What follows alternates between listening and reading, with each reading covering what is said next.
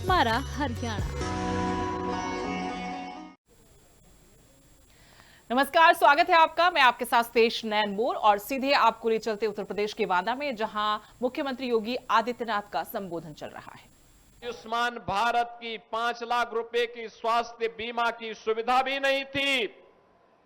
गरीब के लिए आवास योजना भी नहीं थी। आवास योजना के लिए समाजवादी पार्टी का होना जरूरी माना गया था। बहनों और भाइयों, मोदी जी ने नारा दिया सबका साथ और सबके विकास का। आज बिना भेदभाव के योजनाओं का लाभ हर गांव को, हर गरीब को, हर किसान को, हर नौजवान को, हर बेटी को, हर व्यापारी को, हर बहन को उपलब्ध हो रहा है। बिना भेदभाव के मिल रहा है। हमारी सरकार एक डबल इंजन की सरकार है, भेदभाव नहीं करती।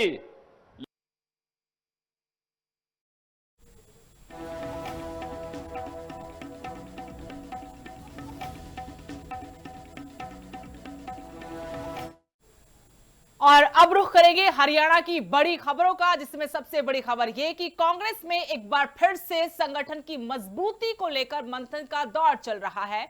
नए प्रभारी संजय दत्त चंडीगढ़ में डेरा जमाकर बैठे हैं। कल लगातार एक के बाद एक बैठकें हुई और आज भी बैठकों का यह दौर चल पड़ा है।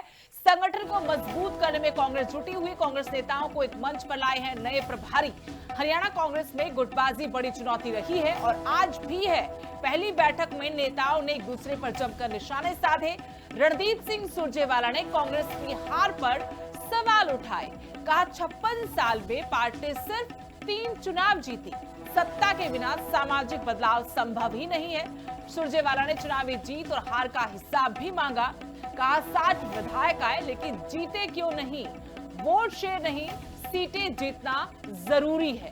ये कटाक्ष भी था, तीखावार भी था भूपेंद्र सिंह हुड्डा पर, क्योंकि उन्हीं की अगुवाई में पिछला विधानसभा चुनाव लड़ा गया। सुरजेवाला के बाद भूपेंद्र सिंह हुड्डा ने मोर्चा संभाला। रणदीप सिंह सुरजेवाला को कहा कि तू मेरा साथ दे दे, फिर देख धमाका। सुरजेवाला ने भी तपाक से जवाब दिया। कहा मेरे को 20 साल हो गए आपका साथ देते हुए, अब आपकी बारी आ गई है मेरा साथ देने की। हुड्डा साहब,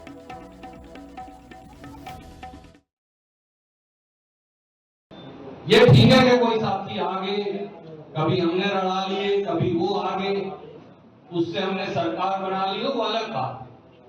पर पहले इस बात की हर कार्यकर्ता को भी और नेता को पहचान करनी पड़ेगी कि आप 56 साल में केवल 3 चुनाव ही जीत पाए। मैं मेरे छोटे भाई दीपेंद्र का बहुत आदर करता हूं।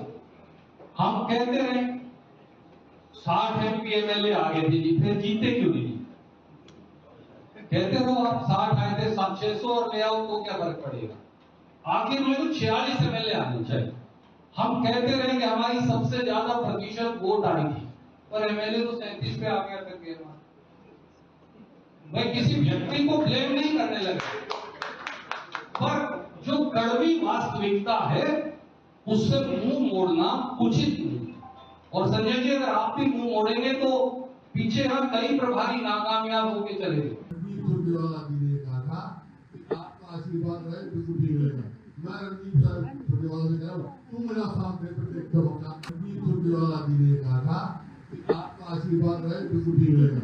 मैं रणदीप सुरजेवाला से कह रहा हूँ, तू मेरा साथ दे प्रत्येक धमाका। आपकी बारी आती है। आपकी बारी आती है। आपकी बारी आती है। तो कांग्रेस में आपसी खींचतान अभी भी जारी है। यही बड़ी चुनौती नई प्रभारी के सामने भी। खबरों में आगे बढ़ेंगे। चानौत गांव का पानी का मसला, जिसको लेकर ग्रामीण अभी भी धरने पर बैठे हुए हैं।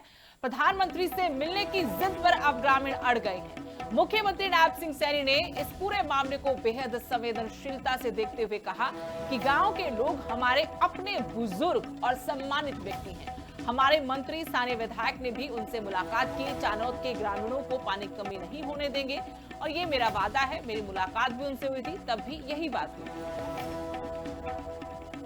किया था। चिनायत के लिए हमने ये कहा है कि हम जहाँ से वो पाइप जा रहा है डायरेक्ट एक पाइप आपको वहाँ चला जाएगा, सीधा पाइप। चिनायत गांव को पानी देना सरकार की जिम्मेवारी है। ये हमारे एक भी आदमी, मेरे को गांव के लोग मिले थे और उन्होंने कहा कि हमारे पास पानी कम आता है जी। मैंने कहा जी कितना आता है? वो 1 क्यूसेक, उन्होंने कहा 1.5 क्यूसेक आ जाएगा।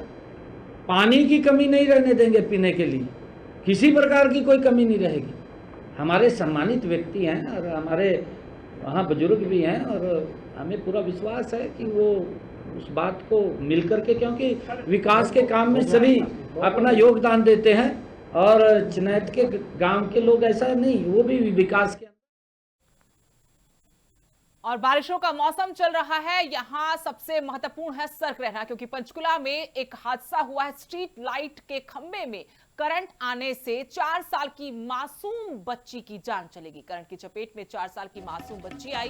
गंभीर हालत में उसे एक निजी अस्पताल लेकर परिजन पहुंचे थे। इलाज के दौरान डॉक्टर्स ने उसे मृत घोषित कर दिया। पब्लिक हेल्थ डिपार्टमेंट में बच्चे के पिता कार्यरत हैं। परिजनों ने प्रशासन पर लापरवाही के आरोप लगाए हैं। इस हादसे के बाद स्थानीय लोगों ने ठेकेदार और रखरखाव में लापरवाही का बड़ा आरोप लगाया और लोगों ने मांग की है कि इस हादसे के पीछे जिसकी लापरवाही है उसके खिलाफ कार्रवाई की जाए।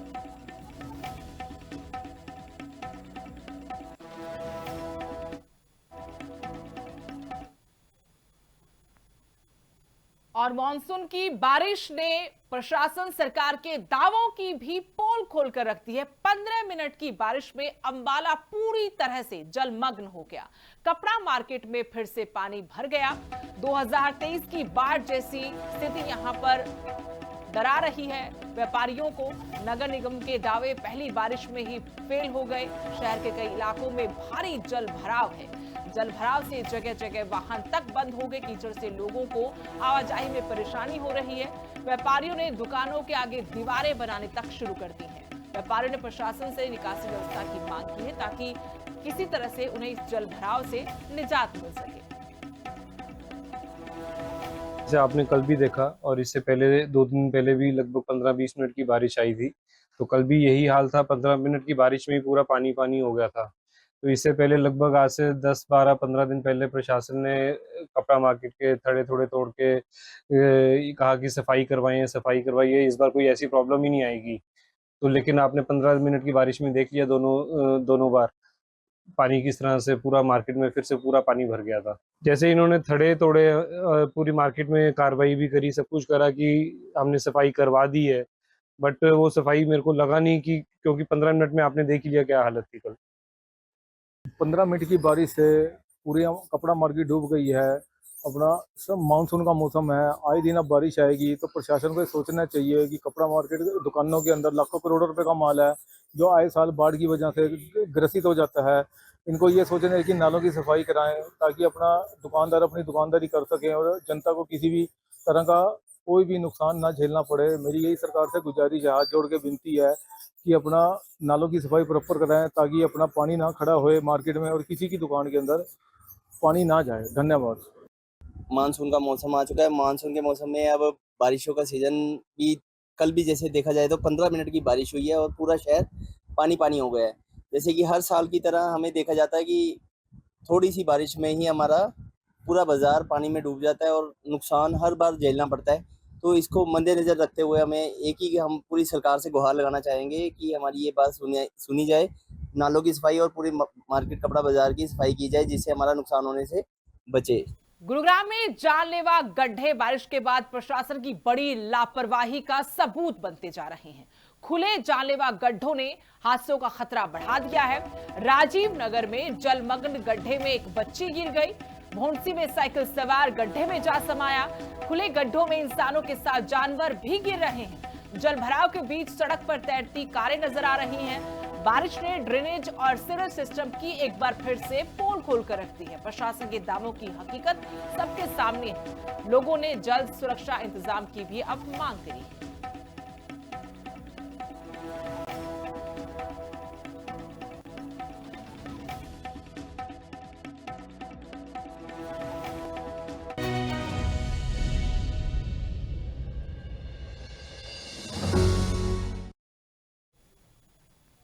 और आगे खबर हिमाचल से, जहां मॉनसून का कहर जारी है। कई जिलों में भारी बारिश का अलर्ट जारी किया गया। चंबा, मंडी, सिरमौर, सोलन में तेज बारिश के आसार हैं। कांगड़ा, शिमला और कुल्लू में मध्यम से भारी बारिश संभव है। भूस्खलन और जल भराव का खतरा बढ़ा है। फिसलन और कम दृश्यता से यातायात प्रभावित रहेगा। रामपुर में अचानक आई बाढ़ से अस्थायी पुल भी क्षतिग्रस्त हुआ है। कई सड़कों पर पानी भरने से आवाजाही पर असर पड़ा है। स्थानीय लोग रास्ता बहाल करने में जुटे हुए हैं।